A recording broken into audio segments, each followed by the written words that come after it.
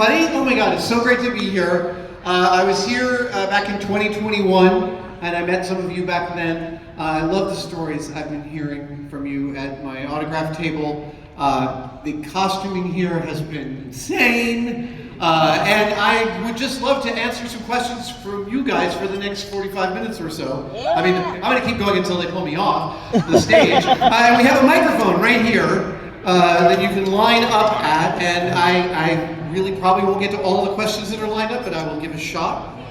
Hello, sir. Hello. I'm asking for a question for my wife since I was on the outside, but okay. On your time in Mythbusters, was there a myth you didn't get to, or was just you didn't have the money to be able to test? For the most part, the money for testing was always there if the story was great. So, like, we went after Rocket Car, which was in the pilots, we went back and did a second Rocket Car, which cost an extra, like, 30 grand worth of stuff to do.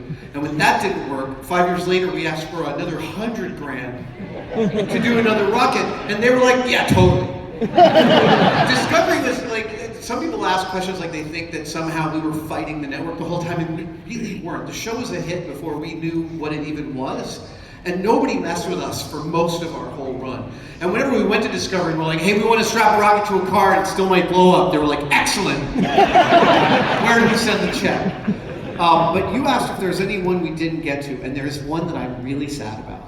So there's this myth is supposedly a Native American and Aboriginal American hunting myth. And the idea is that if you want to eat some ducks, the best way to hunt ducks is to go to a pond where they congregate and float some pumpkins out on the pond.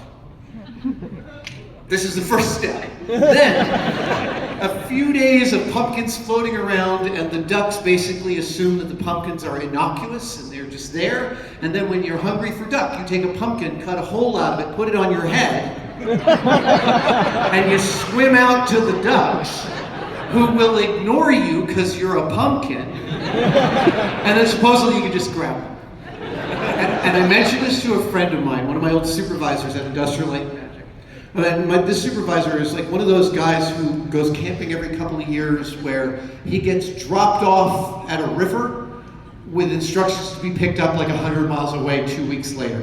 Like, his camping is extreme. And I mentioned the hunting, the pumpkin method. He goes, oh yeah, I did it with some reeds on my face. And yeah, you get right up to them. I pulled one under the water and the one next to him didn't notice. Now, we were never going to do that on the show, even though ducks are jerks. And I love this story so much. I love the idea of it. I think it's funny. I think it's the idea of Jamie wearing like a Speedo and a pumpkin on his head. Come on, this would have been fuel. And we were up in southern Oregon, southeastern Oregon, which is the high desert. And it was 110 degrees, and we were trying to get a train tanker car to implode. And this is one of the things that occasionally happen to us towards the latter half of Mythbusters is the folks who had the train yard insisted that they had the expertise to implode this tanker car, but mostly they were really excited that we were coming. And so the shoot that should have taken 4 days took 9 days.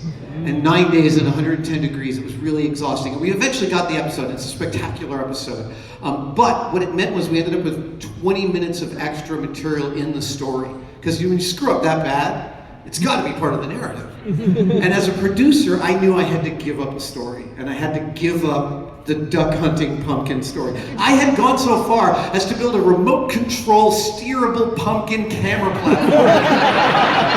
You could see out of all four sides. Oh, I'm so sad that one went away.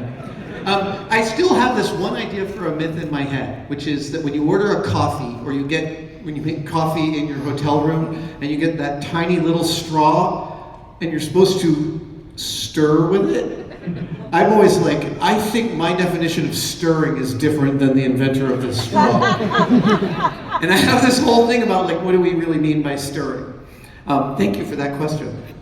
Yes?